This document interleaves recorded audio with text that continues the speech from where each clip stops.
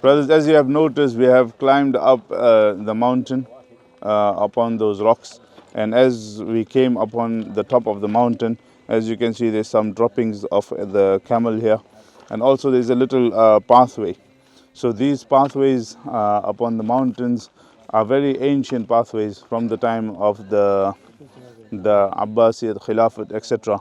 So what would happen is that when small caravans would come and they want to take a strange pathway, that they would continuously following these paths. For example, it was very difficult for us to climb, but for a camel is not as difficult.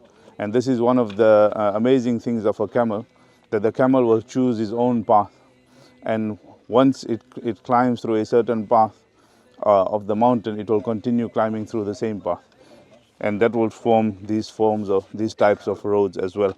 So in the Khilafat Abbasiyah, they had actually formed a miniature road upon these mountains. But obviously over time, when people started using other means of transport, these roads were wiped out, and these paths were no longer being utilized.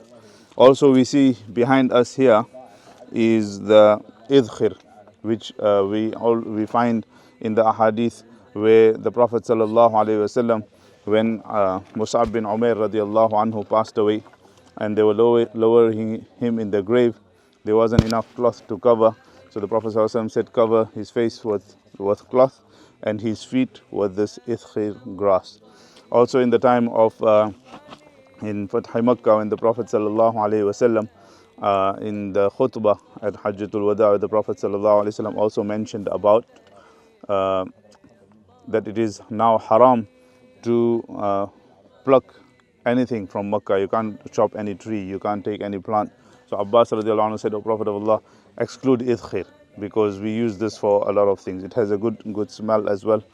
And one of the famous poems of Bilal radiallahu anhu, when he used to be in Madinah, sometimes he used to miss Makkah, and then he used to say, Ala layta sha'ri hal abitanna laylatan bimakkata wa indi idkhiru wa tafilu. That I wish that a time will come when I can go back to Makkah, I can relax on the side of the mountain, and I can enjoy from the grass of idkhir. So this is the idkhir grass. Thereafter we continued towards on the mountainous path.